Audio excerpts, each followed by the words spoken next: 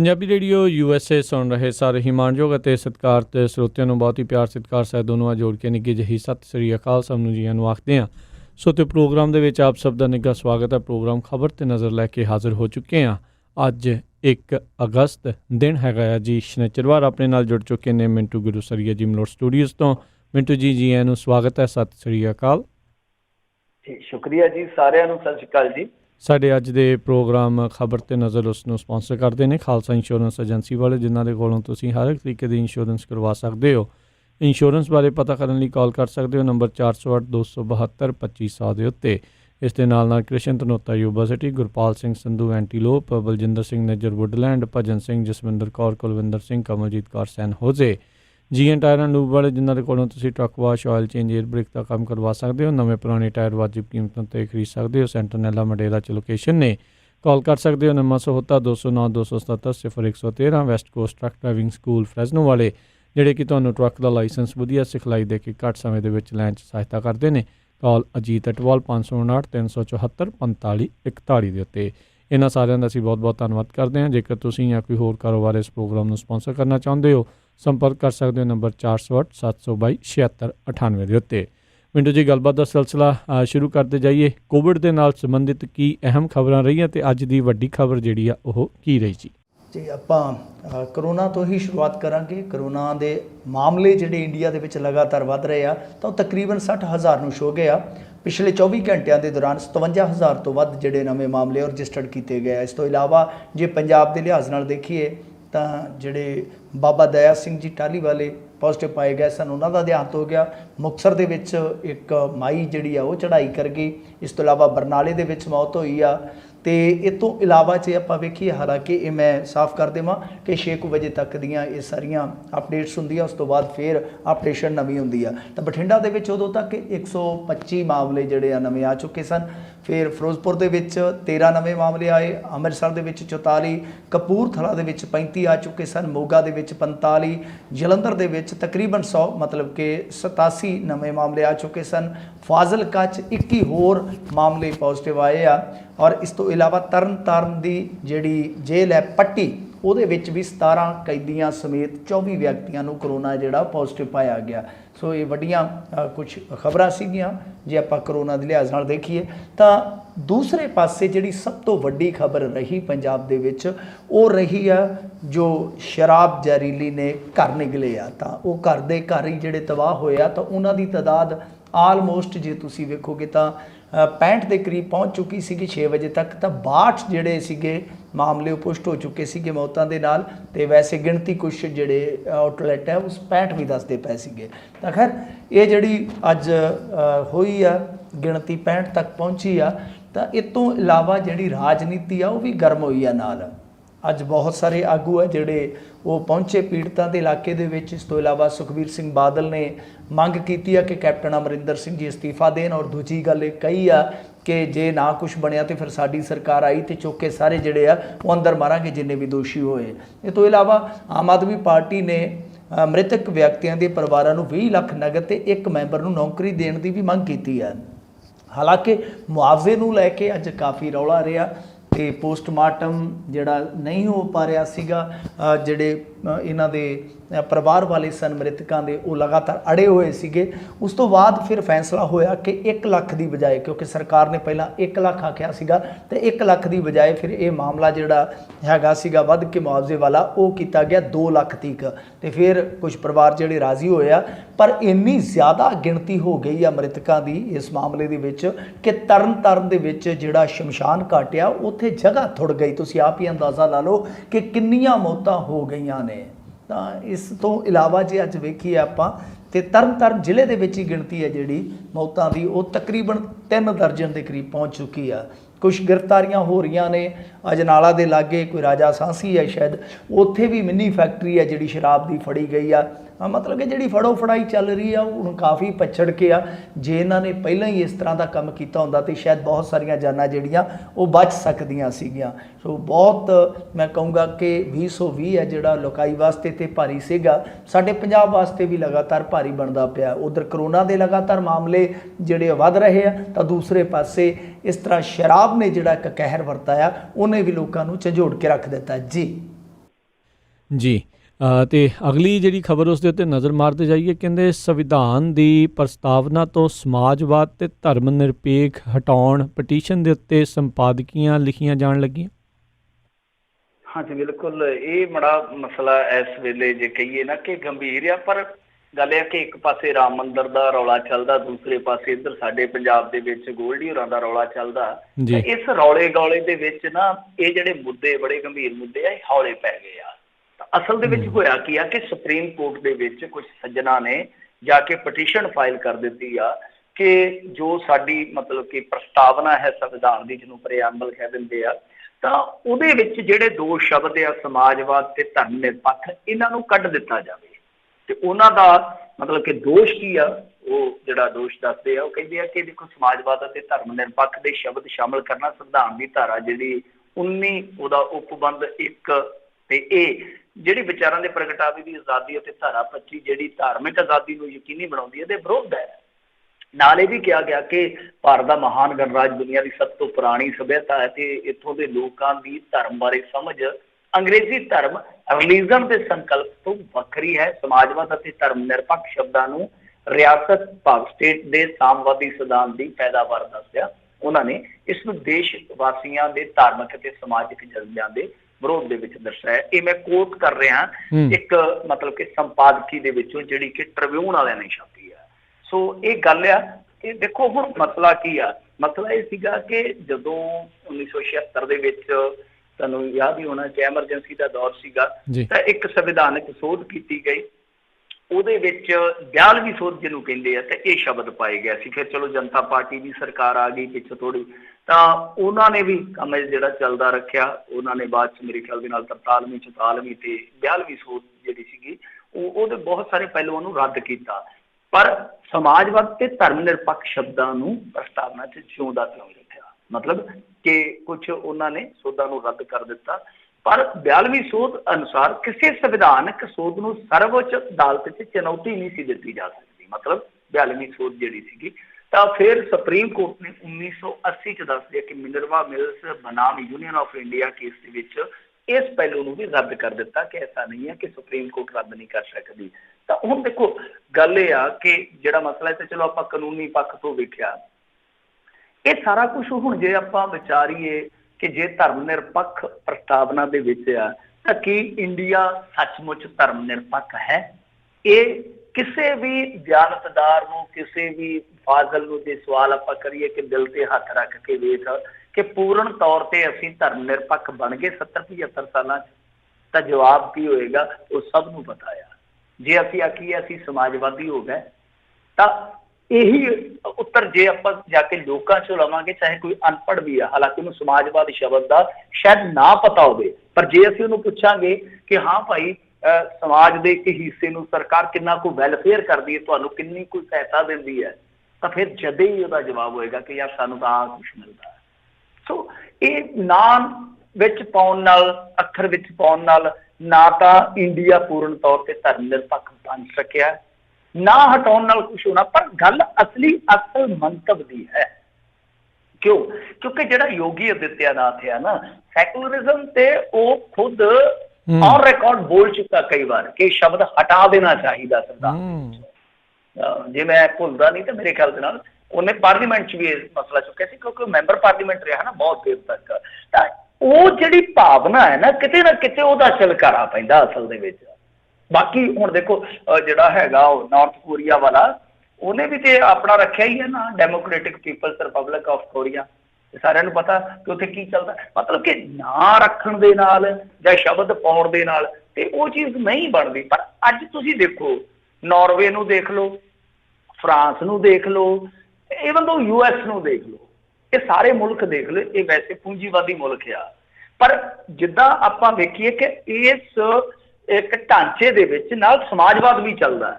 ਆ ਤੁਹਾਨੂੰ ਹੁਣ ਪਿੱਛੇ ਜੇ ਦਿੱਤੇ ਆ ਨਾ ਉਹਨਾਂ ਨੇ ਡਾਲਰ, ਮਤਲਬ ਕਿ ਕਿੰਨੀ ਸਹਾਇਤਾ ਕੀਤੀ ਸੀਗੀ, ਮੈਨੂੰ ਯਾਦ ਨਹੀਂ ਹੈ ਕਿੰਨਾ, 2-2000 ਦਿੱਤਾ ਜਾਂ ਕਿੰਨਾ ਦਿੱਤਾ ਜਦੋਂ COVID-19 ਚੱਲਦਾ ਸੀਗਾ। ਕੁਝ ਸਟੇਟਾਂ 'ਚ ਤੁਹਾਡੀ ਜੋ ਹੈਲਪ ਦਿੱਤੀ ਹੋਊਗੀ, ਤਾਂ ਉਹਨੂੰ ਕੀ ਕਹਾਂਗੇ? ਉਹ ਇਹੀ ਚੀਜ਼ ਆ, ਇਹੀ ਚੀਜ਼ ਆ। ਤਾਂ ਦੂਸਰੇ ਪਾਸੇ ਆਪਾਂ ਵੇਖਦੇ ਆ ਜਿੱਦਾਂ ਫਿਨਲੈਂਡ ਮੁਲਕ ਆ, ਹਰੇਕ ਇੰਡੈਕਸ ਚੱਕ ਲਓ ਉਹ ਬਹੁਤ ਅੱਗੇ ਖੜੇ ਹੁੰਦੇ ਆ। ਕਿਉਂ? ਕਿਉਂਕਿ ਉਹਨਾਂ ਦੇ ਵਿੱਚ ਵੀ ਪੂੰਜੀਵਾਦੀ ਢਾਂਚੇ ਦੇ ਅੰਦਰ ਸਮਾਜਵਾਦ ਕਿਤੇ ਨਾ ਕਿਤੇ ਨਾਲ ਚੱਲਦਾ। ਪਰ ਗੱਲ ਇਹ ਆ ਕਿ ਉਹਨਾਂ ਨੇ ਇਹਨਾਂ ਚੀਜ਼ਾਂ ਨੂੰ ਐਲਾਨਿਆ ਨਹੀਂ, ਬਹੁਤਾ ਪ੍ਰਚਾਰਿਆ ਨਹੀਂ, ਪਰ ਨਾਲ ਲੈ ਕੇ ਤੁਰਦੇ ਪਏ ਆ। ਸਾਡੇ ਕੋਲ ਹੈ ਸੰਵਿਧਾਨ 'ਚ ਅਸੀਂ ਰੱਖਿਆ, ਪਰ ਅਸੀਂ ਉਹਨਾਂ ਨੂੰ ਲਾਗੂ ਕਰਨ ਦੀ ਥਾਂ ਤੇ, ਅਸੀਂ ਉਹਨਾਂ ਨੂੰ ਵਧੀਆ ਇੱਕ ਮੁਕਾਮ ਦੇਣ ਦੀ ਥਾਂ ਤੇ ਕਹਿ ਕੀ ਰਹੇ ਹਾਂ ਕਿ ਇਹਨਾਂ ਨੂੰ ਹਟਾ ਦਿਓ, ਚੱਕ ਦਿਓ। ਮਤਲਬ ਕਿ ਗੱਲ ਇਹ ਆ ਕਿ ਬਹੁਤਾ ਫਰਕ ਨਹੀਂ ਪੈਂਦਾ ਵਿੱਚ ਪਾਉਣ ਨਾਲ, ਵਿੱਚ ਸੰਵਿਧਾਨ ਦੇ ਹਟਾਉਣ ਨਾਲ ਕੋਈ ਫਰਕ ਨਹੀਂ ਪੈਂਦਾ। ਪਰ ਗੱਲ ਇਹ ਕਿ ਅੱਜ ਦੀਆਂ ਜ਼ਰੂਰਤਾਂ ਨੇ, ਧਰਮ ਨਿਰਪੱਖ ਹੋਣਾ ਬਹੁਤ ਵਧੀਆ ਗੱਲ ਹੈ, ਸ਼ਾਨਦਾਰ ਗੱਲ ਹੈ। ਭਾਰਤ ਵਰਗਾ ਮੁਲਕ ਧਰਮ ਨਿਰਪੇਖਤਾ ਤੋਂ ਬਗੈਰ ਕੁਛ ਨਹੀਂ ਹੈ।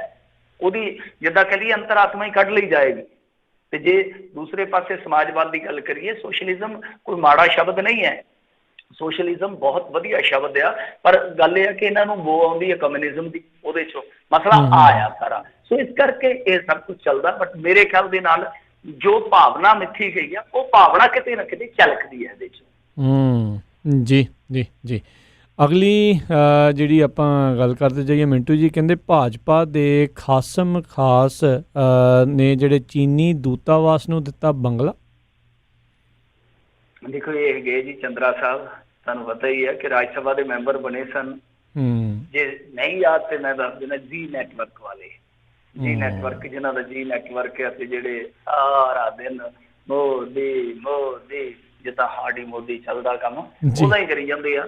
ਖੈਰ ਹੁਣ ਇੱਥੇ ਇੱਕ ਸਵਾਲ ਬਹੁਤ ਵੱਡਾ ਖੜਾ ਹੋਏਗਾ ਕਿ ਤੁਸੀਂ ਆਪ ਤੇ ਲੋਕਾਂ ਨੂੰ ਕਹਿੰਦੇ ਹੋ ਕਿ ਚੀਨ ਦਾ ਬਾਈਕਾਟ ਕਰੋ, ਫਲਾਂ ਕਰੋ, ਧਮਕਾਂ ਕਰੋ, ਤੁਹਾਡੇ ਪਿੱਛੇ ਲੱਗ ਕੇ ਲੱਲੇ ਲੋਕ ਜਿਹੜੇ ਆ ਉਹ ਨੇਪਾਲੀ ਲੋਕਾਂ ਨੂੰ ਵੀ ਭਲੇਖੇ ਨਾਲ ਕੁੱਟ ਦਿੰਦੇ ਆ, ਕਿ ਤੁਸੀਂ ਆਪ ਕੀ ਕਰ ਰਹੇ ਹੋ। ਤਾਂ ਇਹ ਖੁਲਾਸਾ ਹੋਇਆ, ਬਹੁਤ ਜ਼ਬਰਦਸਤ ਖੁਲਾਸਾ ਹੈ ਕਿ ਜਿਹੜੇ ਭਾਰਤੀ ਜਨਤਾ ਪਾਰਟੀ ਦੇ ਸਮਰਥਨ ਦੇ ਨਾਲ ਰਾਜ ਸਭਾ ਦੇ ਵਿੱਚ ਪਹੁੰਚੇ ਆ ਸੁਭਾਸ਼ ਚੰਦਰਾ, ਜਿਹੜੇ ਜੀ ਨੈਟਵਰਕ ਦੇ ਸਾਰੇ ਕਰਤਾ ਧਰਤਾ ਆ, ਤਾਂ ਇਹਨਾਂ ਨੇ 29 ਜੂਨ ਨੂੰ ਇੱਕ ਐਗਰੀਮੈਂਟ ਕੀਤਾ ਵਾ ਚੀਨੀ ਦੂਤਾਵਾਸ ਦੇ ਨਾਲ, ਤੇ ਤਕਰੀਬਨ 5 ਲੱਖ ਰੁਪਈਆ ਰੈਂਟ ਦਾ ਉਹ ਐਗਰੀਮੈਂਟ ਆ ਸਾਰਾ, ਕਿਉਂਕਿ ਇਹਨਾਂ ਦੇ ਵਕੀਲ ਕੋਲ ਪਾਵਰ ਆਫ ਅਟਾਰਨੀ ਸੀਗੀ। ਤਾਂ 29 ਜੂਨ ਨੂੰ ਇਹ ਨੇਪਰੇ ਚੜ੍ਹਦਾ ਤੇ 1 ਜੁਲਾਈ 2020 ਤੋਂ ਮਤਲਬ ਕਿ ਇਸ ਪ੍ਰਾਪਰਟੀ ਦਾ ਕਿਰਾਇਆ ਜਿਹੜਾ ਬੰਗਲਾ ਵਾ ਉਹਦਾ ਸ਼ੁਰੂ ਹੋ ਜਾਂਦਾ ਹੈ, ਜਿਹਦੇ ਵਿੱਚ ਹੁਣ ਇਹ ਸਾਰਾ ਕੁਛ ਹੈ ਜਿਹੜਾ ਉਹ ਚੱਲਣਾ ਵਾ। ਤਾਂ ਇੱਥੇ ਹੁਣ ਬਹੁਤ ਵੱਡਾ ਸਵਾਲ ਖੜਾ ਹੁੰਦਾ, ਕਿਉਂਕਿ ਇੱਕ ਤੇ ਹੋਵੇ ਨਾ ਕਿ ਤੁਸੀਂ ਇਸ ਕੌਨਫਲਿਕਟ ਤੋਂ ਪਹਿਲਾਂ ਕੋਈ ਡੀਲ ਕੀਤੀ ਆ ਤਾਂ ਤੇ ਠੀਕ ਆ, ਪਰ ਆਹ ਤੇ ਹੁਣ ਤਾਜ਼ਾ ਗੱਲ ਆ, 1 ਮਹੀਨਾ ਪਹਿਲਾਂ ਦੀ ਗੱਲ ਆ, ਅੱਜ 1 ਅਗਸਤ ਇੰਡੀਆ ਦੇ ਵਿੱਚ ਤੇ 1 ਜੁਲਾਈ ਦੀ ਗੱਲ ਆ। ਸੋ ਇਹਦਾ ਮਤਲਬ ਇਹੋ ਆ ਕਿ ਉਦੋਂ ਤੱਕ ਤੇ ਬਹੁਤ ਕੁਝ ਹੋ ਚੁੱਕਾ ਸੀ, ਉਦੋਂ ਤੱਕ ਤੇ ਸ਼ਹਾਦਤਾਂ ਤੱਕ ਵੀ ਹੋ ਚੁੱਕੀਆਂ ਸੀਗੀਆਂ, ਉਦੋਂ ਤੱਕ ਤੇ ਤੁਸੀਂ ਲੋਕਾਂ ਦੇ ਵਿੱਚ ਪ੍ਰਚਾਰ ਕਰ ਚੁੱਕੇ ਸੀ। ਸਭ ਤੋਂ ਜ਼ਿਆਦਾ ਤੁਹਾਡਾ ਜ਼ੋਰ ਲਾਇਆ ਜਿਹੜਾ ਨੈਟਵਰਕ ਹੈ ਉਹਨੇ, ਤੁਹਾਡੇ ਜੀ ਨੈਟਵਰਕ ਨੇ ਜ਼ੋਰ ਲਾਇਆ ਕਿ ਬਾਈਕਾਟ ਕਰੋ, ਤਾਂ ਤੁਸੀਂ ਆਪ ਕਮਾਈ ਕਰ ਰਹੇ। ਯਾਰ ਮਾੜੀ ਗੱਲ ਨਹੀਂ ਹੈ, ਤੁਹਾਡੀ ਪ੍ਰਾਪਰਟੀ ਹੈ, ਜਿਹਨੂੰ ਮਰਜ਼ੀ ਦਿਓ, ਪਰ ਤੁਸੀਂ ਲੋਕਾਂ ਦੇ ਘਰਾਂ ਦੇ ਵਿੱਚੋਂ, ਲੋਕਾਂ ਦੀ ਪ੍ਰਾਪਰਟੀ ਦੇ ਵਿੱਚੋਂ ਚੀਨੀ ਉਤਪਾਦ ਆ ਜਿਹੜੇ ਪ੍ਰੋਡਕਟ ਆ ਜਿਹੜੇ ਬਾਹਰ ਸਤਵਾ ਰਹੇ ਹੋ, ਤੇ ਆਪ ਤੁਸੀਂ ਉਹਨਾਂ ਦੇ ਨਾਲ ਐਗਰੀਮੈਂਟ ਕਰ ਰਹੇ ਹੋ। ਸੋ ਇਹ ਚੀਜ਼ ਤੇ ਜਿਹੜੀ ਹੈ ਨਾ ਉਹ ਬਹੁਤ ਦੋਗਲੀ ਆ। ਔਰ ਬਹੁਤ ਵੱਡੇ ਵੱਡੇ ਜਿਹੜੇ ਹੈਗੇ ਸੀਗੇ ਉਸ ਸਮੇਂ ਆਪਣੇ ਕਹਿ ਲਓ ਕਾਰੋਬਾਰੀ ਜਾਂ ਕਾਰਪੋਰੇਟ ਘਰਾਣੇ, ਉਹਨਾਂ ਨੇ ਆਪ ਆ ਕੇ ਔਨ ਰਿਕਾਰਡ ਬਿਆਨ ਦਿੱਤੇ ਇਹਨਾਂ ਚੀਜ਼ਾਂ ਦੇ। ਤਾਂ ਦੂਸਰੇ ਪਾਸੇ ਤੁਸੀਂ ਦੇਖ ਲਓ ਕਿ ਇਹ ਕਾਰੋਬਾਰੀ ਕੀ ਕਰਦੇ ਪਏ ਆ। ਸੋ ਲੋਕਾਂ ਨੂੰ ਸਮਝਣਾ ਪਊਗਾ, ਲੋਕਾਂ ਨੂੰ ਇਸ ਗੱਲ ਨੂੰ ਜਾਣਨਾ ਪਊਗਾ ਕਿ ਇਹ ਚੀਜ਼ਾਂ ਇੰਨੀ ਜਲਦੀ ਨਹੀਂ ਟੁੱਟਦੀਆਂ। WTO ਦੇ ਵਿੱਚ ਇਹ ਦੋਨੇ ਹੀ ਮੁਲਕ ਜਿਹੜੇ ਹਸਤਾਖਰੀ ਨੇ ਉੱਥੋਂ ਮੁਨਕਰ ਨਹੀਂ ਹੋ ਸਕਦੇ। ਦੂਜੀ ਗੱਲ ਇਹ ਆ ਕਿ ਜਿੱਦਾਂ ਬ੍ਰਿਕਸ ਆ, ਫਿਰ ਇਸ ਤੋਂ ਇਲਾਵਾ ਸ਼ੰਘਾਈ ਕਾਰਪੋਰੇਸ਼ਨ ਆ, ਇਹ ਸਾਰੇ ਜਿਹੜੇ ਇਹਨਾਂ ਦੇ ਸੰਗਠਨ ਬਣੇ ਆ। ਇੰਡੀਆ ਨੇ ਤੇ ਕਈ ਮਿਲੀਅਨ ਡਾਲਰ ਜਿਹੜੇ ਆ ਉਹ ਚਾਈਨਾ ਦੇ ਬੈਂਕਾਂ 'ਚ ਰੱਖੇ ਹੋਏ ਆ। ਸੋ ਇਹ ਤੁਸੀਂ ਇਹ ਨਹੀਂ ਯਕਦਮ ਕਰ ਸਕਦੇ। ਇਹ ਤੇ ਸਾਡੇ ਲੋਕ ਭੋਲੇ ਆ ਜਿਹੜੇ ਜਜ਼ਬਾਤੀ ਹੋ ਜਾਂਦੇ ਆ। ਅਸਲ ਦੇ ਵਿੱਚ ਕਹਾਣੀਆਂ ਜਿਹੜੀਆਂ ਵੱਖਰੀਆਂ ਹੁੰਦੀਆਂ। ਸੋ ਸਾਡਾ ਜਿਹੜਾ, ਮੈਂ ਕੋਈ ਉਦਾਹਰਨ ਦੇ ਕੇ ਗੱਲ ਖਤਮ ਕਰ ਦੇਣਾ, ਸਾਡਾ ਜਿਹੜਾ ਚੀਫ ਮਿਨਿਸਟਰ ਨਰਿੰਦਰ ਮੋਦੀ ਸਾਹਿਬ ਨੂੰ ਕਹਿੰਦਾ ਸੀਗਾ ਕਿ PM ਕੇਅਰ ਫੰਡ ਦੇ ਵਿੱਚੋਂ ਜਿੰਨਾ ਵੀ ਤੁਸੀਂ ਪੈਸਾ ਲਿਆ ਚੀਨੀ ਕੰਪਨੀਆਂ ਤੋਂ, ਚੁਟਕੀ ਮਾਰੋ ਤੇ ਵਾਪਸ ਕਰੋ, ਪੁੱਠਾ ਕਰੋ, ਅਸੀਂ ਨਹੀਂ ਲੈਣਾ। ਤੇ ਆਪ ਇਹਨਾਂ ਨੇ 2 ਕੰਪਨੀਆਂ ਤੋਂ 75 ਲੱਖ ਰੁਪਈਆ ਲੈ ਰੱਖਿਆ ਸੀਗਾ। ਤਾਂ ਉਹਦੇ ਵਿੱਚੋਂ 25 ਮੋੜ ਦਿੱਤਾ, 40-50 ਲੱਖ ਰੁਪਈਆ ਇੱਕ ਸ਼ਾਇਦ ਓਲਾ ਕੰਪਨੀ ਸੀ, ਇੱਕ ਸ਼ਿਓਮੀ ਕੰਪਨੀ ਸੀ, ਦੋਨੇ ਹੀ ਚਾਈਨੀਜ਼ ਕੰਪਨੀਆਂ। ਮਤਲਬ ਕਿ ਉਹਨਾਂ ਦੇ ਵਿੱਚ ਜੇ ਦੇਖੀਏ ਸ਼ਿਓਮੀ ਤੇ ਟੋਟਲੀ ਚਾਈਨੀਜ਼ ਹੈ, ਓਲਾ ਦੇ ਵਿੱਚ ਬਹੁਤ ਵੱਡੀ ਉਹਨਾਂ ਦੀ ਹਿੱਸੇਦਾਰੀ ਆ। ਤਾਂ ਇਹਨਾਂ ਨੇ ਇੱਕ ਪਾਸੇ ਤੇ ਪੈਸੇ ਮੋੜ ਦਿੱਤੇ, ਦੂਜਾ ਜਿਹੜੀ ਵੱਡੀ ਰਕਮ ਸੀ ਉਹ ਰੱਖੀ ਹੋਈ ਹਾਲੇ ਵੀ। ਸੋ ਇਹ ਸਾਰਾ ਕੁਝ ਇਸੇ ਤਰ੍ਹਾਂ ਹੀ ਚੱਲਦਾ ਰਾਜਨੀਤੀ 'ਚ। ਲੋਕਾਂ ਨੂੰ ਥੋੜਾ ਸਮਝਣਾ ਪਏਗਾ, ਇਹਨਾਂ ਦੇ ਪਿੱਛੇ ਲੱਗ ਕੇ ਡਾਂਗਾ ਨਾ ਚੱਕੋ, ਇਹਨਾਂ ਦੇ ਪਿੱਛੇ ਲੱਗ ਕੇ ਬਹੁਤੀ ਅੱਡੀਆਂ ਨਾ ਚੱਕੋ, ਕਿਉਂਕਿ ਇਹਨਾਂ ਦਾ ਕੋਈ ਪਤਾ ਨਹੀਂ ਕਿਹੜੇ ਵੇਲੇ ਇਹਨਾਂ ਕਹਿ ਦੇਣਾ ਹਿੰਦੀ ਚੀਨੀ ਬਾਈ ਬਾਈ। ਜੀ ਜੀ। ਅਗਲੀ ਗੱਲ ਕਰੀਏ ਤਾਂ ਕਹਿੰਦੇ ਚੋਰੀ ਹੋਏ ਸਰੂਪ ਦਾ ਮਾਮਲਾ ਸ਼੍ਰੀ ਅਕਾਲ ਤਖਤ ਸਾਹਿਬ ਤੇ ਪਹੁੰਚਿਆ। ਹਾਂਜੀ, ਇਹ ਮਾਮਲਾ ਨਾ ਹਾਲੇ ਤੇ ਇੰਨਾ ਜ਼ਿਆਦਾ ਸੋਸ਼ਲ ਮੀਡੀਆ ਤੇ ਨਹੀਂ ਆਇਆ। ਜਿਵੇਂ ਆਪਾਂ ਕਹਿੰਦੇ ਹੁੰਦੇ ਆ ਕਿ ਸੋਸ਼ਲ ਮੀਡੀਆ ਤੇ ਮੁੱਦਿਆਂ ਦੀ ਹਨੇਰੀ ਆਉਂਦੀ ਆ ਜੀ, ਉਹ ਰੁਕ ਜਾਂਦੀ ਹੈ, ਦੂਸਰਾ ਬੁੱਲਾ ਆ ਜਾਂਦਾ, ਦੂਸਰਾ ਝੱਖੜ ਆ ਜਾਂਦਾ, ਇਸ ਤਰ੍ਹਾਂ ਚੱਲਦਾ ਹੈ ਕੰਮ। ਹਾਲ ਦੀ ਘੜੀ ਸੋਸ਼ਲ ਮੀਡੀਆ ਤੇ ਮੈਂ ਜਿਸ ਤਰ੍ਹਾਂ ਅੱਗੇ ਕਿਹਾ ਵਾ ਕਿ ਉੱਥੇ ਇੱਕ ਬਹਿਸ ਮੁਬਾਸਾ ਜਿਹੜਾ ਦੂਸਰੀ ਕਿਸਮ ਦਾ ਚੱਲ ਰਿਹਾ ਵਾ, ਤਾਂ ਹਾਲ ਦੀ ਘੜੀ ਮੇਨ ਸਟ੍ਰੀਮ ਮੀਡੀਆ ਦੇ ਵਿੱਚ ਵੀ ਕਿਤੇ ਕਿਤੇ ਟਾਵੀਂ ਖਬਰ ਆ, ਪਰ ਇਹ ਕਨਫਰਮ ਆ ਕਿ ਪਿੰਡ ਕੋਈ ਕਲਿਆਣ ਆ ਪਟਿਆਲਾ ਜ਼ਿਲ੍ਹੇ ਦੇ ਵਿੱਚ, ਤੇ ਉੱਥੇ ਕੋਈ 100 ਸਾਲ ਪੁਰਾਣਾ ਸਰੂਪ ਸੀਗਾ ਜਿਸ ਨੂੰ ਚੋਰੀ ਕਰ ਲਿਆ ਗਿਆ। ਤੇ ਇਹ ਵੀ ਪਤਾ ਲੱਗਿਆ ਵਾ ਕਿ ਪਹਿਲਾਂ ਜਿਹੜੀ ਉਹ ਕਮੇਟੀ ਸੀਗੀ ਉਹਨੇ ਪਿੰਡ ਵਾਲਿਆਂ ਨੂੰ ਸੂਚਿਤ ਹੀ ਨਹੀਂ ਕੀਤਾ, ਕਿਉਂਕਿ ਕਈ ਦਿਨ ਪਹਿਲਾਂ ਦੀ ਗੱਲ ਹੈ, ਤਕਰੀਬਨ 8-9 ਦਿਨ ਪਹਿਲਾਂ ਦੀ। ਤੇ ਕੱਲ ਮਾੜੀ ਜੀ ਭਿਣਕ ਲੱਗੀ ਆ ਲੋਕਾਂ ਨੂੰ, ਤੇ ਕਹਿੰਦੇ ਆ ਕਿ ਪਹਿਲਾਂ ਤੇ ਦੱਸਿਆ ਹੀ ਨਹੀਂ ਗਿਆ ਕਿ ਇਹ ਕਪਾਣਾ ਵਰਤ ਚੁੱਕਾ ਵਾ, ਇਹ ਘਟਨਾ ਜਿਹੜੀ ਆ ਕੋਈ ਅੰਜਾਮ ਦੇ ਚੁੱਕਾ ਵਾ। ਫਿਰ ਬਾਅਦ ਦੇ ਵਿੱਚ ਜਦੋਂ ਦੱਸਣਾ ਪਿਆ, ਪਹਿਲਾਂ ਮਾਰਦੇ ਰਹੇ ਉਹਨੇ ਹੱਥ ਪੱਲਾ ਕਿ ਇੱਧਰੋਂ ਲੱਭ ਜਾਵੇ, ਇੱਧਰੋਂ ਲੱਭ ਜਾਵੇ। ਜਦੋਂ ਸਾਰੀਆਂ ਕੋਸ਼ਿਸ਼ਾਂ ਨਾਕਾਮ ਹੋ ਗਈਆਂ ਤਦ ਉਹਨਾਂ ਨੇ ਦੱਸਿਆ ਵਾ, ਤੇ ਫਿਰ ਮਾਮਲਾ ਚਲੇ ਗਿਆ ਸ੍ਰੀ ਅਕਾਲ ਤਖਤ ਸਾਹਿਬ ਤੇ ਉੱਥੇ ਜਾਣਾ ਹੀ ਸੀਗਾ। ਹੁਣ ਇੱਥੇ ਵੇਖੋ 2 ਸਵਾਲ ਖੜੇ ਹੋਣਗੇ, ਕਿਉਂਕਿ ਹਾਲੇ ਕਨਫਰਮ ਨਹੀਂ ਹੈ ਕਿ ਉੱਥੇ CCTV ਕੈਮਰੇ ਸੀ ਜਾਂ ਨਹੀਂ, ਕਿਉਂਕਿ CCTV ਕੈਮਰੇ ਲਵਾਉਣੇ ਲਾਜ਼ਮ ਨੇ।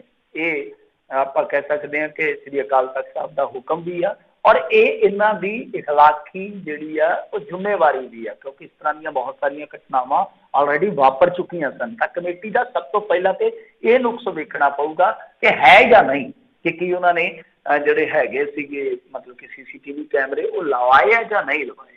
ਤਾਂ ਦੂਜੀ ਚੀਜ਼ ਜਿਹੜੀ ਵੇਖਣੀ ਪਊਗੀ ਕਿ ਉਹਨਾਂ ਨੇ ਮਾਮਲਾ ਦਬਾਉਣ ਦਾ ਯਤਨ ਕਿਉਂ ਕੀਤਾ, ਇੰਨੇ ਦਿਨ ਕਿਉਂ ਨਹੀਂ ਦੱਸਿਆ। ਤਾਂ ਮੇਰੇ ਖਿਆਲ ਦੇ ਨਾਲ ਜੇ CCTV ਕੈਮਰੇ ਉਹਨਾਂ ਨੇ ਨਹੀਂ ਲਵਾ ਰੱਖੇ, ਮਾਮਲਾ ਦਬਾਉਣ ਦਾ ਯਤਨ ਕੀਤਾ, ਤੇ ਜਿੰਨਾ ਚੋਰ ਜਾਂ ਜਿੰਨਾ ਇਹ ਜਿਹੜਾ ਬੰਦਾ ਅਧਰਮੀ ਬੰਦਾ ਹੀ ਕਹਿ ਸਕਦੇ ਆ ਜਿਹੜਾ ਕਿ ਧਾਰਮਿਕ ਗ੍ਰੰਥ ਨੂੰ ਚੋਰੀ ਕਰਦਾ, ਇਸ ਕਿਸਮ ਦਾ ਬੰਦਾ ਜਿੰਨਾ ਗੁਨੇਗਾਰ ਹੈ ਉਹਨੇ ਇਹ ਵੀ ਆ ਕਿ ਇਹਨਾਂ ਨੇ ਮੌਕਾ ਦਿੱਤਾ ਉਸ ਚੋਰ ਨੂੰ, ਔਰ ਇਹ ਜਲਦੀ ਤੋਂ ਜਲਦੀ ਰਿਕਵਰੀ ਹੋਣੀ ਚਾਹੀਦੀ ਆ ਜੋ ਵੀ ਪਾਵਨ ਸਰੂਪ ਜਿਹੜੇ ਉੱਥੋਂ ਚੋਰੀ ਹੋਏ ਆ, ਕਿਉਂਕਿ ਕੱਲ ਨੂੰ ਹੋ ਸਕਦਾ ਫਿਰ ਜਿੱਦਾਂ ਆਪਾਂ ਅੱਗੇ ਵੇਖ ਚੁੱਕੇ ਹਾਂ। ਹਾਲਾਂਕਿ ਮੈਂ ਤੇ ਐਸਾ ਜਦੋਂ ਕੋਈ ਪਰਿਕਲਪਨਾ ਦੇ ਵਿੱਚ ਜਾ ਕੇ ਵੀ ਸੋਚਦਾ ਤਾਂ ਉਹ ਠੀਕ ਨਹੀਂ ਲੱਗਦਾ ਕਿ ਐਸਾ ਕੋਈ ਦੌਰ ਆਵੇ ਪੰਜਾਬ ਦੇ ਵਿੱਚ ਸਾਡੇ ਪਾਵਨ ਸਰੂਪ ਚ। ਮੈਂ ਕਹਿੰਦਾ ਕਿ ਕਿਸੇ ਵੀ ਧਰਮ ਦੇ ਗ੍ਰੰਥ ਹੋਣ, ਕਿਸੇ ਦੀ ਬੇਅਦਬੀ ਹੋਵੇ ਤੇ ਮੁੜ ਕੇ ਫਿਰ ਲੋਕ ਜਿਹੜੇ ਸੜਕਾਂ ਤੇ ਜਾ ਕੇ ਬਹਿਣ ਤੇ ਪੁਲਿਸ ਫਿਰ ਗੋਲੀਆਂ ਮਾਰ ਕੇ ਭੱਜ ਜਾਵੇ ਤੇ ਉਹਨੂੰ ਲੱਭਣ ਜਾਈਏ ਤੇ ਉਹ ਕਹਿਣ ਕਿ ਅਣਪਛਾਤੀ ਹੋ ਗਈ।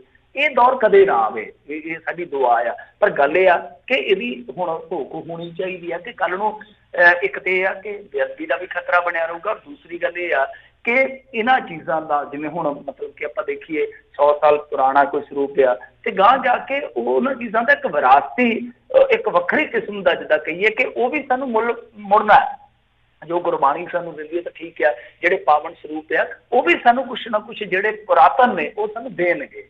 ਤਾਂ ਬਹੁਤ ਸਾਰਾ ਪੁਰਾਤਨ ਸਾਹਿਤ ਜਿਹੜਾ ਸਿੱਖ ਜਗਤ ਨਾਲ ਜੁੜਿਆ ਸੀਗਾ, ਸਿੱਖੀਜ਼ਮ ਨਾਲ ਜੁੜਿਆ, ਤੁਹਾਨੂੰ ਪਤਾ ਹੀ ਆ ਕਿ ਕਿਸ ਤਰ੍ਹਾਂ ਨਸ਼ਟ ਕਰ ਲਿਆ ਗਿਆ, ਕਿਸ ਤਰ੍ਹਾਂ ਗਾਇਬ ਹੋ ਗਿਆ, ਬਹੁਤ ਕੁਛ ਹੋ ਚੁੱਕਾ। ਖੋਜ ਜਿਹੜੀ ਜਿਨ੍ਹਾਂ ਦੇ ਗਾਂ ਬਿਨਾਂ ਤੇ ਖੋਜ ਚੱਲਣੀ ਹੁੰਦੀ ਆ ਉਹਦਾ ਤੇ ਖੋਜ ਖੁਰਾ ਵੀ ਬਹੁਤ ਕੁਛ ਮਿਟਾ ਚੁੱਕੇ ਆ। ਤੇ ਜਿਹੜਾ ਕੁਛ ਬਚਿਆ ਇਹਨੂੰ ਸੰਭਾਲਣ ਦੀ ਜ਼ਰੂਰਤ ਹੈ। ਮੇਰੇ ਖਿਆਲ ਦੇ ਨਾਲ ਘੋਖ ਕਰਨੀ ਚਾਹੀਦੀ ਆ ਕਿ ਕੀ ਕਮੇਟੀ ਗੁਨੇਗਾਰ ਆ ਜਾਂ ਫਿਰ ਜਿਹੜਾ ਕੱਲਾ ਚੋਰ ਆ ਉਹੀ ਗੁਨੇਗਾਰ ਆ। ਜੀ, ਅਗਲੀ ਗੱਲ ਕਰੀਏ, ਕਹਿੰਦੇ ਆਪਣੇ ਹੀ ਸਾਬਕਾ ਵਿਧਾਇਕ ਦੇ ਘਰੋਂ ਨਿਰਾਸ਼ ਪਰਤਣਾ ਪਿਆ ਅਕਾਲੀ ਪ੍ਰਧਾਨ ਨੂੰ।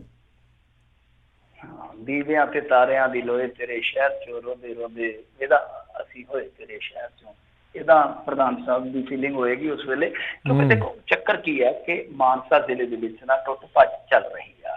ਟੁੱਟ ਭੱਜ ਤੋਂ ਕੀ ਭਾਵ ਆ ਕਿ ਅੰਦਰੂਨੀ, ਹਾਲਾਂਕਿ ਪ੍ਰਧਾਨ ਸੁਖਬੀਰ ਸਿੰਘ ਬਾਦਲ ਦੀ ਇੰਟੈਲੀਜੈਂਸੀ ਕਾਫੀ ਮਜ਼ਬੂਤ ਹੈ ਇਸ ਮਾਮਲੇ 'ਚ, ਇਹਨਾਂ ਨੂੰ ਅਗਾਊਂ ਪਤਾ ਲੱਗ ਜਾਂਦਾ ਆ ਕਿ ਇਸ ਜ਼ਿਲ੍ਹੇ ਦੇ ਵਿੱਚ ਸਾਡਾ ਕੋਈ ਟਕਸਾਲੀ ਬੰਦਾ, ਸਾਡਾ ਕੋਈ ਪੁਰਾਣਾ ਵਰਕਰ ਆ ਜਿਹੜਾ ਉਹ ਚੱਲਿਆ। ਜਿਸ ਤਰ੍ਹਾਂ ਲੰਬੀ ਦੇ ਵਿੱਚ ਪ੍ਰਕਾਸ਼ ਸਿੰਘ ਬਾਦਲ ਹੋਰਾਂ ਦਾ ਇੱਕ ਨੈਟਵਰਕ ਆ, ਜੇ ਮੰਨ ਲਓ ਕੋਈ ਬੰਦਾ ਪਰਦੇ ਦੇ ਵਿੱਚ ਵੀ ਕਿਸੇ ਨਾਲ ਗੱਲ ਕਰ ਲਵੇ ਨਾ, ਸ਼ਾਮ ਨੂੰ ਉਹਨਾਂ ਨੂੰ ਪਤਾ ਲੱਗ ਜਾਂਦਾ ਬਾਦਲ ਸਾਹਿਬ ਦਾ ਜਾਂ ਉਹਨਾਂ ਦੇ ਕਿਸੇ ਅਸਿਸਟੈਂਟ ਦਾ ਫੋਨ ਆ ਜਾਂਦਾ ਕਿ ਹਾਂ ਭਾਈ ਕਿੱਦਾਂ ਕੀ ਗੱਲ ਹੋ ਗਈ ਆ, ਜਾਂ ਬੰਦਾ ਆ ਜਾਂਦਾ ਉਹਦੇ ਘਰ ਵੀ ਹਾਂ ਸਾਡੇ ਨਾਲ ਸੋਹਣੇ ਉਹ ਨਾਰਾਜ਼ਗੀ ਤੇ ਨਹੀਂ।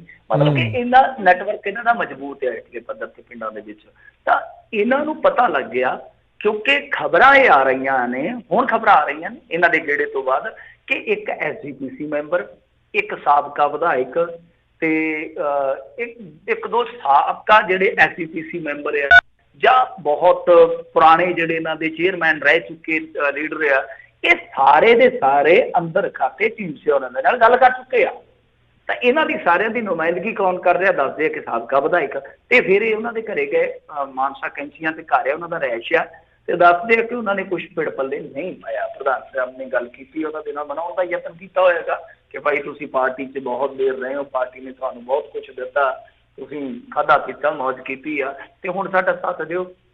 ਪਰ ਮੇਰੇ ਖਿਆਲ ਦੇ ਨਾਲ ਨਿਰਾਸ਼ਾ ਹੀ ਹੈ, ਕਿਉਂਕਿ ਉਹਨਾਂ ਨੇ ਓਪਨਲੀ ਕਹਿ ਦਿੱਤਾ, ਜਿਨ੍ਹਾਂ ਦੇ ਘਰ ਗਏ ਸੀਗੇ, ਉਹ ਕਹਿੰਦੇ ਕਿ ਦੇਖੋ ਜੀ ਮਸਲਾ ਇਹ ਆ ਕਿ ਇਹ ਜਿਹੜੀ ਪਾਰਟੀ ਹੈ ਨਾ ਹੁਣ ਪੰਥਕ ਮੁੱਦਿਆਂ ਤੋਂ ਭਟਕ ਗਈ ਆ। ਤੇ ਜਦੋਂ ਉਹਨਾਂ ਨੂੰ ਪੁੱਛਿਆ ਗਿਆ ਕਿ ਫਿਰ ਗਾਂ ਦਾ ਕੀ ਤੁਹਾਡਾ ਪ੍ਰੋਗਰਾਮ ਆ, ਉਹ ਕਹਿੰਦੇ ਪ੍ਰੋਗਰਾਮ ਇਹ ਕਿ ਪੰਜਾਬ ਦੇ ਹਿੱਤਾਂ ਤੇ ਪੰਥਕ ਮੁੱਦਿਆਂ ਵਾਲੀ ਚੰਗੀ ਪਾਰਟੀ 'ਚ ਜਾ ਸਕਦੇ ਆ। ਇਹਦਾ ਅਰਥ ਜਿਹੜੀ ਆਖਰੀ ਲਾਈਨ ਆ ਕਿ ਪੰਜਾਬ ਦੇ ਹਿੱਤਾਂ ਤੇ ਪੰਥਕ ਮੁੱਦਿਆਂ ਵਾਲੀ ਚੰਗੀ ਪਾਰਟੀ 'ਚ ਜਾ ਸਕਦੇ ਆ।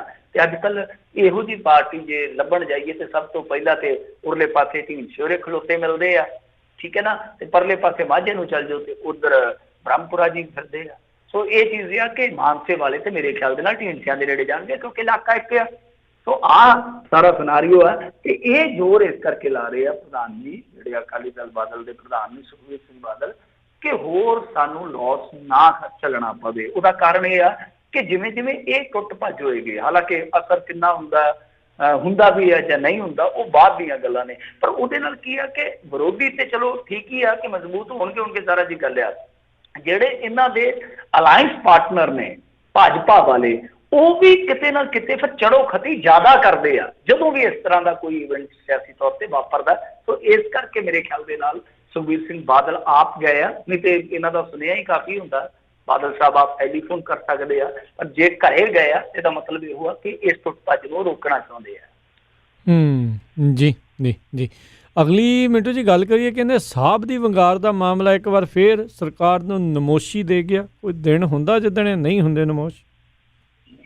ਹਾਂਜੀ ਦੇਖੋ, ਬੜਾ ਸ਼ਰਮਨਾਕ ਵਰਤਾਰਾ ਹੈ, ਕਿਉਂਕਿ ਇੱਕ ਫੂਡ ਸਪਲਾਈ ਦਾ ਬਹੁਤ ਵੱਡਾ ਦੱਸਦੇ ਆ ਕਿ ਹੈਗਾ ਕੋਈ ਬੰਦਾ, ਖੁਰਾਕ ਤੇ ਸਪਲਾਈ ਵਿਭਾਗ ਜਿਹਨੂੰ ਆਪਾਂ ਕਹਿ ਦਿੰਦੇ ਹਾਂ, ਤਾਂ ਉਹ ਕੰਟਰੋਲਰ ਜਿਹੜਾ ਬਠਿੰਡੇ ਜ਼ਿਲ੍ਹੇ ਦਾ, ਉਹ ਕਹਿੰਦੇ ਆ ਕਿ ਫਰਨੀਚਰ ਤੱਕ ਮੰਗਾਈ ਬੈਠਾ ਇੰਸਪੈਕਟਰਾਂ ਤੋਂ, ਏਸੀ ਮੰਗਾ ਲਿਆ ਕਿਸੇ ਤੋਂ ਕੋਈ ਵਿਚਾਰਾ ਕਹਿੰਦਾ ਕਿ ਮੈਂ ਵਾਸ਼ਿੰਗ ਮਸ਼ੀਨ ਲੈ ਕੇ ਆਇਆ ਭਾਈ ਰੂਪੇ ਤੋਂ। ਸੋ ਇਸ ਤਰ੍ਹਾਂ ਸਾਰਾ ਕੁਛ ਹੋਇਆ।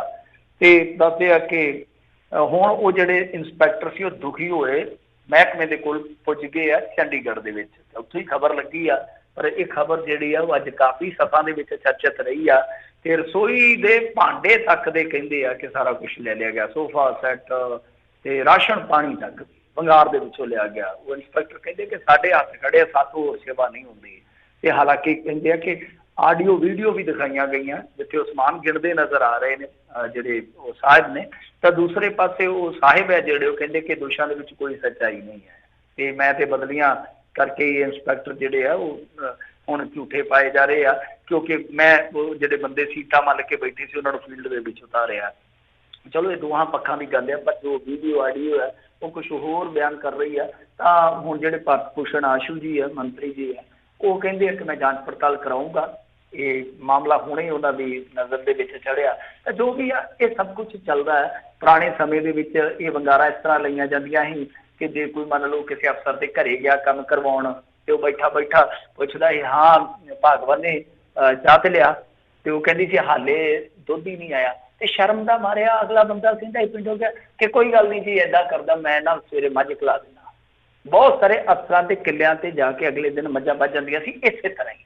ਤਾਂ ਅੱਜ ਉਹ ਚੀਜ਼ ਬਦਲ ਗਈ ਆ। ਮੱਝਾਂ ਤੇ ਹੁਣ ਪਿੰਡ ਵਾਲੇ ਨਹੀਂ ਰੱਖਦੇ, ਮੱਝਾਂ ਤੇ ਪਿੰਡ ਵਾਲੇ ਨਹੀਂ ਰੱਖਦੇ, ਉਹ ਘੱਟ ਰੱਖਣ ਲੱਗੇ ਆ। ਹੁਣ ਸਾਧ ਜਿਹੜੇ ਆ ਉਹ ਕਹਿੰਦੇ ਆ ਕਿ ਗਰਮੀ ਬੜੀ ਆ, ਇਸ ਲਈ ਉਹ ਤੁਹਾਡੇ ਇਲਾਕੇ 'ਚ ਗਰਮੀ ਬੜੀ, ਨਵੇਂ ਆਏ ਆ। ਤਾਂ ਇਹ ਚੀਜ਼ਾਂ ਬਦਲ ਗਈਆਂ, ਵੰਗਾਰ ਨਹੀਂ ਬਦਲੀ, ਵੰਗਾਰ ਉਹੀ ਆ। ਵੰਗਾਰ ਜਿਹੜੀ ਦਹਾਕਿਆਂ ਪਹਿਲਾਂ ਹੀ ਨਿੱਕੇ ਨਿੱਕੇ ਹੁੰਦੇ ਸੁਣਦੇ ਸਾਂ, ਵੰਗਾਰ ਉਹੀ ਹੈ। ਪਰ ਇਹ ਵੰਗਾਰ ਵੀ ਤੇ ਸਿੱਧੇ ਤੌਰ ਤੇ ਰਿਸ਼ਵਤਖੋਰੀ ਹੈ ਨਾ, ਬਲੈਕਮੇਲਿੰਗ ਹੈ ਕਿ ਤੁਸੀਂ ਆਪਣੇ ਅਫਸਰਾਂ ਤੋਂ ਜਿਸ ਤਰ੍ਹਾਂ ਦੇ ਤੋਹਫੇ ਪ੍ਰਵਾਨ ਕਰ ਲਏ। ਬਹੁਤ ਸਾਰੇ ਅਫਸਰ ਇਸ ਤਰ੍ਹਾਂ ਦੇ ਆ ਜਿਹੜੇ ਲਿਖ ਕੇ ਲਾ ਦਿੰਦੇ ਆਪਣੇ ਦਫ਼ਤਰਾਂ ਦੇ ਅੱਗੇ। ਇਮਾਨਦਾਰੀ ਵੀ ਜਿੰਦਾ ਹੈ ਨਾ, ਉਹ ਅਖਬਾਰਾਂ 'ਚ ਕਦੇ ਕਦੇ ਆਉਂਦਾ ਇਮਾਨਦਾਰੀ ਜਿੰਦਾ ਹੈ, ਤਾਂ ਕਿ ਲੋਕਾਂ ਨੂੰ ਪਤਾ ਲੱਗਾ ਰਹੇ ਕਿ ਇਮਾਨਦਾਰੀ ਵੀ ਕੋਈ ਚੀਜ਼ ਹੈਗੀ ਹੈ ਸਮਾਜ 'ਚ। ਤਾਂ ਉਹ ਆਪਣੇ ਦਫ਼ਤਰਾਂ ਦੇ ਅੱਗੇ ਲਾ ਦਿੰਦੇ ਲਿਖ ਕੇ ਕਿ ਤੋਹਫਾ ਲੈ ਕੇ ਆਉਣਾ ਸਖਤ ਮਨਾ। ਪਰ ਜੇ ਇਸ ਤਰ੍ਹਾਂ ਦੀ ਰੀਤ ਚੱਲਦੀ ਅਫਸਰਸ਼ਾਹੀ ਦੇ ਵਿੱਚ ਤਾਂ ਇਹ ਰੀਤ ਕੁਰੀਤ ਹੈ। ਇਹ ਰੀਤ ਇੱਕ ਤਰ੍ਹਾਂ ਨਾਲ ਸਿੱਧਾ ਆਪਾਂ ਕਹਿ ਦਈਏ ਕਿ ਦਰਵਾਜ਼ਾ ਖੋਲ੍ਹਦੀ ਆ ਕਿ ਤੁਸੀਂ ਮੈਨੂੰ ਤੋਹਫੇ ਦਿਓ ਤੇ ਹੇਠਲੇ ਪੱਧਰ ਤੇ ਤੁਸੀਂ ਤੋਹਫੇ ਵਸੂਲ ਪਾਈ ਚਲੋ, ਕੋਈ ਚੱਕਰ ਨਹੀਂ ਹੈ।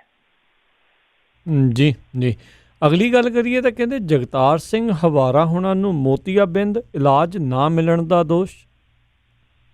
ਦੇਖੋ ਇਹ ਤਾਂ ਬੜੀ ਮਾੜੀ ਗੱਲ ਆ, ਕਿਉਂਕਿ ਦੇਖੋ ਜੋ ਪ੍ਰਿਜ਼ਨਰ ਆ ਜੇਲ੍ਹ ਦੇ ਵਿੱਚ ਉਹਨੂੰ ਕਦੇ ਇਸ ਅੱਖ ਨਾਲ ਨਹੀਂ ਵੇਖਿਆ ਜਾ ਸਕਦਾ। ਕੁਝ ਲੋਕ ਇਤਰਾਜ਼ ਕਰਦੇ ਆ ਜਦੋਂ ਹਵਾਰਾ ਹੋਰਾਂ ਦੀ ਗੱਲ ਕਰਦੇ ਹੋ, ਤੁਸੀਂ ਕਿਸੇ ਹੋਰ ਦੀ ਗੱਲ ਕਰਦੇ ਹੋ, ਕੁਝ ਲੋਕਾਂ ਨੂੰ ਬਹੁਤ ਜ਼ਿਆਦਾ ਹੁੰਦੀ ਕਿ ਤੁਸੀਂ ਗੱਲ ਹੀ ਕਿਉਂ ਕਰ ਰਹੇ ਹੋ। ਪਰ ਉਹ ਇਨਸਾਨ ਨੇ ਯਾਰ, ਇਨਸਾਨ ਨੇ, ਕਿਸੇ ਨੇ ਵੀ ਕ੍ਰਾਈਮ ਕੀਤਾ, ਅਦਾਲਤ ਨੇ ਉਹਦਾ ਕ੍ਰਾਈਮ ਜਿਹੜਾ ਆ ਉਹ ਸਾਬਤ ਵੇਖਿਆ, ਸਜ਼ਾ ਮੁਕਰਰ ਕੀਤੀ, ਪਰ ਤੁਸੀਂ ਇਸ ਤਰ੍ਹਾਂ ਕਰੋ ਤਾਂ ਬਹੁਤ ਔਖਾ। ਸੋ ਇਹ ਭਾਈ ਹਵਾਰਾ ਨੂੰ ਜਿਸ ਤਰੀਕੇ ਦੇ ਨਾਲ ਉੱਥੇ ਪਰੇਸ਼ਾਨੀ ਆ ਰਹੀ ਆ ਸਰੀਰਕ ਤੌਰ ਤੇ, ਇਹਦਾ ਹੱਲ ਹੋਣਾ ਚਾਹੀਦਾ। ਪ੍ਰਿਜ਼ਨਰ ਕੋਈ ਵੀ ਹੋਵੇ, ਮਤਲਬ ਕਿ ਇੱਥੋਂ ਤੱਕ ਇਹ ਹੋ ਸਕਦਾ ਕੱਲ ਨੂੰ ਸਾਡਾ ਹੀ ਕੋਈ ਜੀ ਕਿਸੇ ਦਾ ਨੁਕਸਾਨ ਹੋ ਜਾਵੇ ਤਾਂ ਉਹਦਾ ਦੋਸ਼ੀ ਹੈ ਜਿਹੜਾ ਉਹ ਅੰਦਰ ਹੋਵੇ। ਅਸੀਂ ਇਹ ਤੇ ਕਹਿ ਸਕਦੇ ਕਿ ਉਹਨੂੰ ਸਖਤ ਤੋਂ ਸਖਤ ਸਜ਼ਾ ਦਿੱਤੀ ਜਾਵੇ, ਪਰ ਇਹ ਨਹੀਂ ਕਹਿ ਸਕਦੇ ਕਿ ਹਾਂ ਭਾਈ ਇਹਨੂੰ ਦਵਾਈ ਦੱਪਾ ਨਾ ਦਿਓ, ਕਿਉਂਕਿ ਉਹਦੇ ਆਪਣੇ ਰਾਈਟਸ ਨੇ ਜੇਲ੍ਹ ਮੈਨੂਅਲ ਦੇ ਅਨੁਸਾਰ। ਹੁਣ ਮੁੱਦਾ ਕੀ ਹੈ, ਮੋਤੀਆਬਿੰਦ ਆ ਮਾਮਲਾ। ਦੇਖੋ ਇੱਥੋਂ ਤੱਕ ਚਲੇ ਗਿਆ ਕਿ ਅਦਾਲਤ ਚੋਂ ਇਲਾਜ ਮੰਗਣਾ ਪੈ ਰਿਹਾ ਵਾ, ਤੇ ਅਦਾਲਤ ਦੇ ਵਿੱਚ ਜਾ ਕੇ ਇਲਾਜ ਦੇਣ ਦੀ ਥਾਂ ਤੇ ਜੇਲ੍ਹ ਪ੍ਰਬੰਧਨ ਕੀ ਕਹਿੰਦਾ ਪਿਆ, ਕਹਿੰਦਾ ਜੀ COVID-19 ਕਰਕੇ ਨਾ ਆਪਰੇਸ਼ਨ ਬੰਦ ਆ, ਜੇਲ੍ਹ ਦੇ ਵਿੱਚ ਬੰਦ ਕੀਤੇ ਆ। ਪਰ ਅਦਾਲਤ ਸਵਾਲ ਚੁੱਕ ਰਹੀ ਹੈ, ਕਹਿੰਦੇ ਕਿ ਜਾਣਕਾਰੀ ਜਿਹੜੀ ਤੁਸੀਂ ਭੇਜੀ ਆ ਉਹਦੇ ਵਿੱਚ ਇਹ ਤਾਂ ਦੱਸਿਆ ਨਹੀਂ ਗਿਆ ਕਿ ਹਸਪਤਾਲ ਅੰਦਰ ਸਾਰੇ ਹੀ ਆਪਰੇਸ਼ਨ ਬੰਦ ਆ ਕਿ ਜਾਂ ਇਕੱਲਾ ਤੁਸੀਂ ਇਹੀ ਬੰਦ ਕੀਤਾ। ਤੇ ਦੂਜੀ ਗੱਲ ਇਹ ਆ ਕਿ ਮਤਲਬ ਕਿ COVID-19 ਦੇ ਕਰਕੇ ਕੀ ਆਪਰੇਸ਼ਨ ਕੀਤੇ ਜਾ ਸਕਦੇ ਜਾਂ ਨਹੀਂ ਕੀਤੇ ਜਾ ਸਕਦੇ, ਕਿਉਂਕਿ ਹੁਣ ਦੂਸਰੀਆਂ ਬਿਮਾਰੀਆਂ ਜਿਹੜੀਆਂ ਉਹ ਰਿਟਾਇਰਮੈਂਟ ਥੋੜ੍ਹੀਆਂ ਨਾ ਲੈ ਗਈਆਂ। ਇਹ ਤਾਂ ਸਾਰੇ ਹੀ ਕਹਿਣਗੇ ਕਿ ਨਹੀਂ ਜੀ ਸਭ ਕੁਝ ਬੰਦ ਆ ਜੀ, ਬਸ ਇਕੱਲਾ COVID-19 ਹੀ ਦੇਖਣਾ। ਤੇ ਦੂਜੀ ਗੱਲ ਇਹ ਵੀ ਨਹੀਂ ਜਾਣਕਾਰੀ ਦਿੱਤੀ ਗਈ ਕਿ ਉਹਨਾਂ ਦੀ ਜਿਹੜੀ ਤਕਲੀਫ ਆ ਉਹ ਕਿੰਨੀ ਆ, ਕਿਉਂਕਿ ਤੁਹਾਨੂੰ ਇਹ ਵੀ ਜ਼ਿਕਰ ਕਰਨਾ ਪੈਂਦਾ ਨਾ ਕਿ ਨਹੀਂ ਜੀ ਕੋਈ ਗੱਲ ਨਹੀਂ, ਨਾਰਮਲ ਗੱਲ ਆ, ਠੀਕ ਹੈ ਮੋਤੀਆਬਿੰਦ ਹੋ ਗਿਆ, ਕੋਈ ਤਕਲੀਫ ਦੇ ਨਹੀਂ ਹੈਗਾ, ਅਸੀਂ ਜਲਦੀ ਹੀ ਇਹਦਾ ਪ੍ਰਬੰਧ ਕਰ ਦਿਆਂਗੇ। ਉਹ ਵੀ ਜਾਣਕਾਰੀ ਨਹੀਂ ਹੈ, ਰਿਪੋਰਟ ਵੀ ਅੱਧੀ ਅਧੂਰੀ ਹੈ। ਸੋ ਮੇਰੇ ਖਿਆਲ ਦੇ ਨਾਲ ਇਸ ਤਰ੍ਹਾਂ ਨਹੀਂ ਹੋਣਾ ਚਾਹੀਦਾ, ਚਾਹੇ ਕੋਈ ਵੀ ਆ, ਚਾਹੇ ਕੋਈ ਹਿੰਦੂ ਪ੍ਰਿਜ਼ਨਰ ਆ, ਚਾਹੇ ਕੋਈ ਬੰਦੀ ਸਿੰਘ ਇਸ ਤਰ੍ਹਾਂ ਪ੍ਰਿਜ਼ਨਰ ਆ, ਚਾਹੇ ਕੋਈ ਵੀ ਆ, ਕਿਸੇ ਮਾਈਨੋਰਟੀ ਦਾ, ਕਿਸੇ ਮੈਜੋਰਟੀ ਦਾ, ਉਸ ਬੰਦੇ ਨੂੰ ਇਲਾਜ ਮਿਲਣਾ ਚਾਹੀਦਾ। ਇਹ ਜੇਲ੍ਹ ਮੈਨੂਅਲ ਦੀ ਵੀ ਉਲੰਘਣਾ ਹੁੰਦੀ ਹੈ, ਮਨੁੱਖੀ ਅਧਿਕਾਰਾਂ ਦੀ ਵੀ ਉਲੰਘਣਾ ਹੁੰਦੀ ਹੈ ਕਿ ਕਿਸੇ ਬੰਦੇ ਨੂੰ ਬਿਮਾਰੀ ਪਹਿਲਾਂ ਮੇਰੇ ਖਿਆਲ ਦੇ ਨਾਲ ਇਹ ਬੈਕ ਪੇਨ ਦੇ ਨਾਲ ਜੂਝਦੇ ਰਹੇ ਬਹੁਤ ਜ਼ਿਆਦਾ, ਤਾਂ ਉਦੋਂ ਵੀ ਇਲਾਜ ਦੀ ਬਹੁਤ ਵੱਡੀ ਕੁਤਾਹੀ ਜਿਹੜੀ ਆ ਉਹ ਸਾਹਮਣੇ ਆਉਂਦੀ ਰਹੀ ਆ। ਤਾਂ ਇਹ ਚੀਜ਼ ਜਿਹੜੀ ਆ ਨਹੀਂ ਹੋਣੀ ਚਾਹੀਦੀ। ਠੀਕ ਹੈ ਤੁਸੀਂ ਬੇਲ ਦੇਣੀ ਆ ਕਿਸੇ ਨੂੰ, ਤੁਸੀਂ ਪੈਰੋਲ ਦੇਣੀ ਆ, ਤੁਹਾਡਾ ਫੈਸਲਾ, ਤੁਸੀਂ ਜੋ ਮਰਜ਼ੀ ਕਰੋ, ਪਰ ਇਲਾਜ ਤੁਸੀਂ ਨਹੀਂ ਰੋਕ ਸਕਦੇ ਕਿਸੇ ਦੀ ਕੀਮਤ ਤੇ। ਜੀ ਜੀ ਜੀ। ਤੇ ਬਹੁਤ ਬਹੁਤ ਤੁਹਾਡਾ ਧੰਨਵਾਦ ਕਰਦੇ ਹਾਂ ਮਿੰਟੂ ਜੀ, ਤੁਸੀਂ ਸਾਡੇ ਨਾਲ ਜੁੜੇ ਇਹਨਾਂ ਖਬਰਾਂ ਬਾਰੇ ਜਾਣਕਾਰੀ ਦਿੱਤੀਆਂ। ਅਗਲੀ ਵਾਰ ਤੱਕ ਲਈ ਬੜੀ ਮਿਹਰਬਾਨੀ, ਪਿਆਰ ਭਰੀ ਸਤਿ ਸ਼੍ਰੀ ਅਕਾਲ ਜੀ। ਸਤਿ ਸ਼੍ਰੀ ਅਕਾਲ ਜੀ। ਤੇ ਸਰੋਤਿਓ ਇੱਥੇ ਹੀ ਸਾਡਾ ਅੱਜ ਦਾ ਇਹ ਪ੍ਰੋਗਰਾਮ ਇੱਥੇ ਹੀ ਜਿਹੜਾ ਸਮਾਪਤ ਆ। ਮਿਲਦੇ ਹਾਂ ਅਗਲੀ ਵਾਰ, ਉਦੋਂ ਤੱਕ ਲਈ ਮੇਰੇ ਵੱਲੋਂ ਤੁਹਾਨੂੰ ਸਾਰਿਆਂ ਨੂੰ ਪਿਆਰ ਸਤਿਕਾਰ ਸੈਨਿਕ ਜੀ ਸਤਿ ਸ਼੍ਰੀ ਅਕਾਲ। ਜਿਉਂਦੇ ਵਾਸਤੇ ਰਹੋ, ਹੱਸਦੇ ਖੇਲਦੇ ਰਹੋ, ਸੁਣਦੇ ਰਹੋ ਪੰਜਾਬੀ ਰੇਡੀਓ USA।